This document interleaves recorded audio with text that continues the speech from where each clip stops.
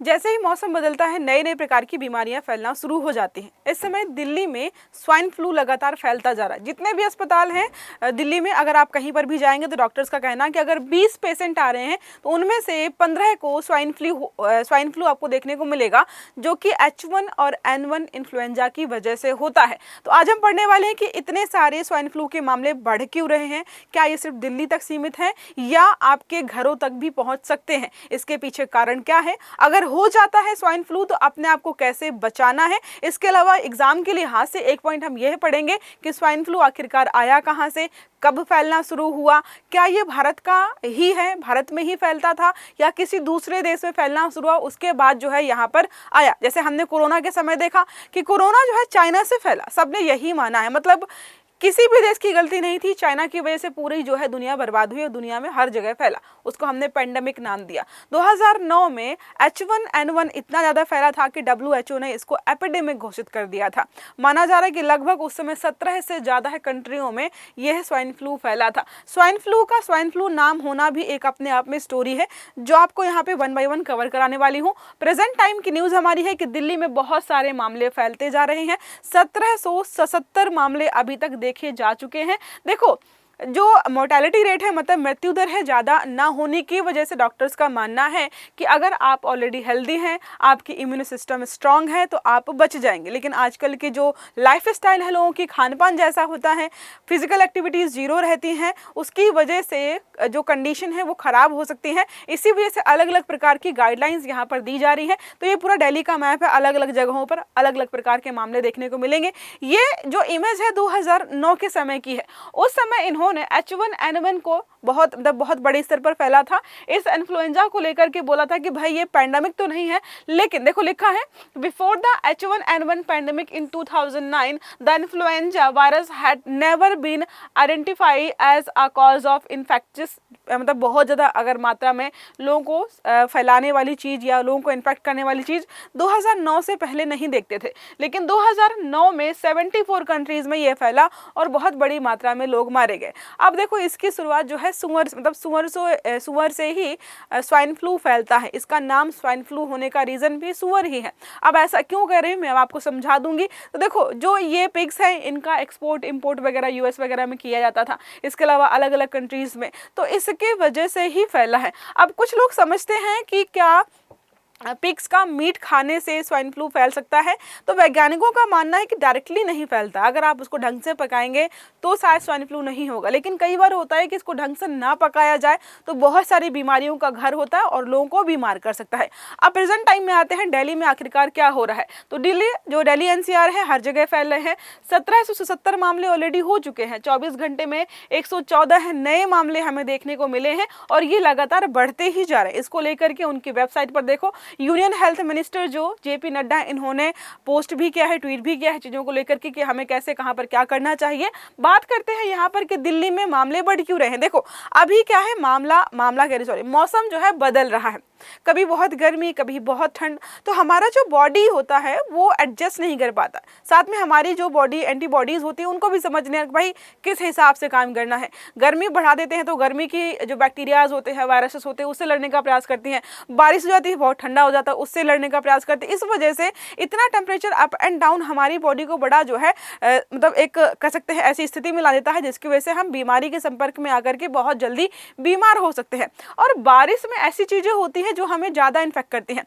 जैसे अभी सावन चल रहा है, हिंदू धर्म में ये है कि सावन में आपको जो है मीट हो गया, मांस हो गया, मछली नहीं खाना चाहिए, उसका एक धार्मिक कारण है। अगर आप वैज्ञानिक कारण देखें तो ये है कि भाई इस मौसम में बहुत ज़्यादा बैक्टीरिया जो है इन्फेक्शन वगैरह ये सब चीज़ें बहुत ज़्यादा हो सकती हैं। मुर्गियाँ हो गया, जो भी मीट आप खाएंगे बीमार होने के चांसेस ज़्यादा होते हैं। तो धार्मिक कारण के साथ साथ वैज्ञानिक कारण भी है कि हमें इस प्रकार की चीज़ों का सेवन क्यों नहीं करना चाहिए। तो मौसम की नमी हो गया, तापमान हो गया, वायु प्रदूषण भी लगातार बढ़ता जा रहा है, वो भी एक बड़ा कारण बताया जा रहा है। अब बात करते हैं स्वाइन फ्लू आखिरकार है क्या। तो देखो स्वाइन फ्लू H1N1 इन्फ्लुएंजा की वजह से होता है। जो H है और N है इसके बहुत सारे वेरिएंट्स होते हैं, इसकी वजह से इसके प्रकार भी अलग होते हैं, ए बी सी डी। उसमें से हम बात करें तो स्वाइन फ्लू जो है इसका एक वायरल भी है। यह इन्फ्लुएंजा के एक स्ट्रेन जैसा है क्योंकि इसके लक्षण भी सामान्य फ्लू जैसे ही होते हैं। स्वाइन फ्लू मुख्य रूप से जो है सुअर से होने वाली बीमारी है जो इंसानों में भी फैलती है। इसका मतलब ये जूनोटिक डिजीज होगी क्योंकि जानवरों से इंसानों में फैलने वाली बीमारियों को हम जूनोटिक डिजीज के नाम से जानते हैं। अब अगर इंसानों में फैल रही है तो सीमित रहता है, लेकिन ये इंसानों से इंसानों में भी फैल सकती है। इसी वजह से बहुत भीड़ भाड़ वाले इलाकों में आपको नहीं जाना चाहिए।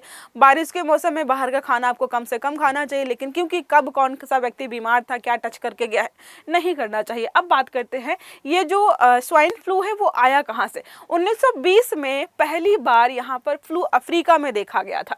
इसके बाद अमेरिका, साउथ अमेरिका और कैरेबियन देशों में संक्रमण फैला। हमने देखा 2009 के आसपास 74 कंट्रीज में बहुत तेजी से फैलना शुरू हुआ। 2007 में अफ्रीका, एशिया और यूरोप के सभी देशों में जंगली सुअरों में यह देखा गया। बोला जाता है कि 2009 का जो इन्फ्लुएंजा मतलब ये जो वायरस फैला उसमें बहुत सारे लोगों ने अपने यहाँ के खुद के सुअरों को मार करके जमीन पे गाड़ना शुरू कर दिया कि भाई ये बीमार ना करे। तो बहुत सारी चीजें हुई हैं। अब बात करते हैं इसका नाम जो है स्वाइन फ्लू क्यों रखा गया है। तो ये जब इन्फेक्शन शुरू हुआ तो जिस पिग को मतलब जिस किस्म की पिग को ये इन्फेक्ट कर रहा था उसका नाम वो जो वैरायटी थी वो स्वाइन थी। इस वजह से ही इसका नाम यहाँ पर रखा गया और इसी के नाम पर आगे चलती जा रही हैं चीज़ें। अब बात करते फैलता कैसे है।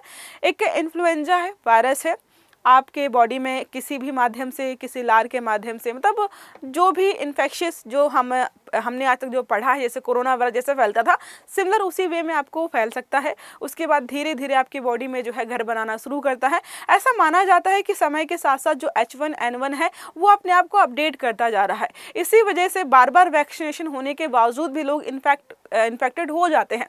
अब इससे बचने के लिए कई सारे लोग आपको बताएंगे कि भाई जैसे ही मानसून आने वाला हो उसके पहले ही आप वैक्सीनेशन करवा लीजिए इन्फ्लुएंजा का, तो आप बच जाएंगे। लेकिन ये सब लोग करवाते नहीं हैं। तो देखो 2009 वाला लगातार चल रहा है। उस समय जो है क्लीवलैंड के बहुत सारे लोगों ने अपने यहाँ पर सुअरों को ज़मीन पर दफनाना शुरू कर दिया था। अब बात करें लक्षण क्या है। अगर आप बीमार हो जाएंगे तो आपको किस प्रकार के लक्षण देखने को मिलेंगे। नॉर्मल जैसे हमें वायरल होता है ना, नॉर्मल वायरल की भाई सर्दी और गर्मी की वजह से हमारा बॉडी टेम्परेचर एडजस्ट नहीं कर पाया तो हम थोड़े बीमार हो रहे हैं क्योंकि शरीर जो है एडजस्ट कर रहा है।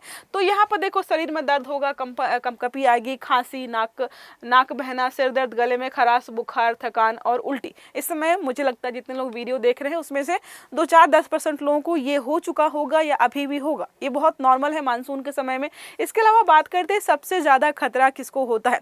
5 वर्ष से कम उम्र के बच्चे, अगर बच्चे हैं तो वृद्ध को भी आप रखिएगा। 65 वर्ष से अधिक उम्र के जो लोग हैं, डायबिटिक लोग, प्रेग्नेंट महिलाएं, अस्थमा जैसे, क्योंकि ये हमारे जो है रेस्पिरेटरी जो है ऑर्गन से धीरे धीरे फैलना शुरू करता है। कहा जाता है कि स्टार्टिंग में आपके अपर रेस्पिरेटरी सिस्टम को डैमेज करता है। अगर आप ज़्यादा ही बीमार हो जाएं तो आपके लंग्स वगैरह को भी इन्फेक्ट कर सकता है, जिसमें आपके लंग्स वगैरह में पानी भरना शुरू हो जाता है। तो क्या लिखा हुआ, डायबिटिक, प्रेग्नेंट महिला, अस्थमा जैसी लंग डिजीज से अगर कोई पीड़ित है। इसके अलावा जिन्हें क्रॉनिक हार्ट डिजीज है उनको खतरा ज़्यादा होता है।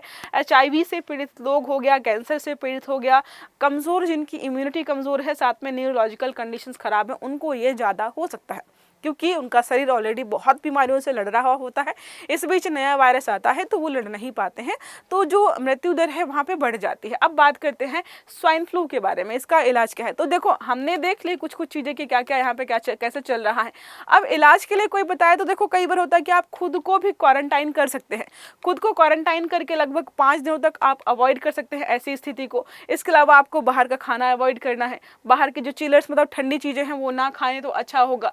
प्रॉपर जो है स्लीप आपको लेनी चाहिए और आपको अपने आप को हाइड्रेट रखना चाहिए। तरीके हैं अपने आप को बचा पाएंगे। वैक्सीनेशन करा सकते हैं। पहले ही मैंने बताया कि मौसम स्टार्ट होते ही क्राउडेड प्लेसेस पे ना जाएं। अगर आपको छींक वगैरह आ रही तो ढक के छींकें वगैरह, ये चीज़ें आपने बहुत नॉर्मल चीज़ें हैं। हैंड हाइजीन, मास्क वगैरह आप इस्तेमाल कर सकते हैं। इसके अलावा ये सारी चीज़ें बताई गई हैं जो हमने ऑलरेडी पढ़ ली है। अब एक यहाँ पर चीज़ है कि क्या कोई परमानेंट इलाज इसका है। तो कुछ दवाइयाँ हैं जो आपको मार्केट में मिल जाएंगी। ये देखो लिखा है क्वाड्रीवेलेंट वैक्सीन उपलब्ध है। भारत में यह इन्फ्लूवैक ट्रेटा 2024-25 लगातार इसका नाम चेंज होता रहता है कि नाम से उपलब्ध है।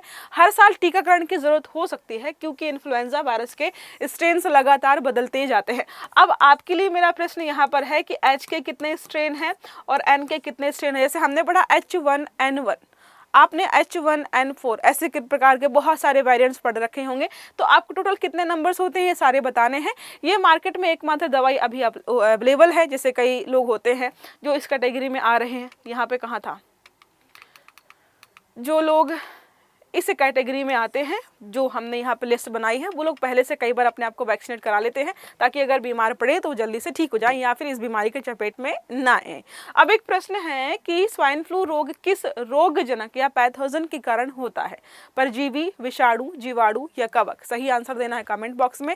आई होप ये आर्टिकल आपको समझ में आया होगा। अगर वीडियो अच्छा लगा है तो लाइक करना है, चैनल को सब्सक्राइब करना नहीं भूलना है ताकि सभी इस प्रकार के आर्टिकल्स समय पर मिलते रहें। तो अच्छे से पढ़िएगा। Have a good day. Thank you.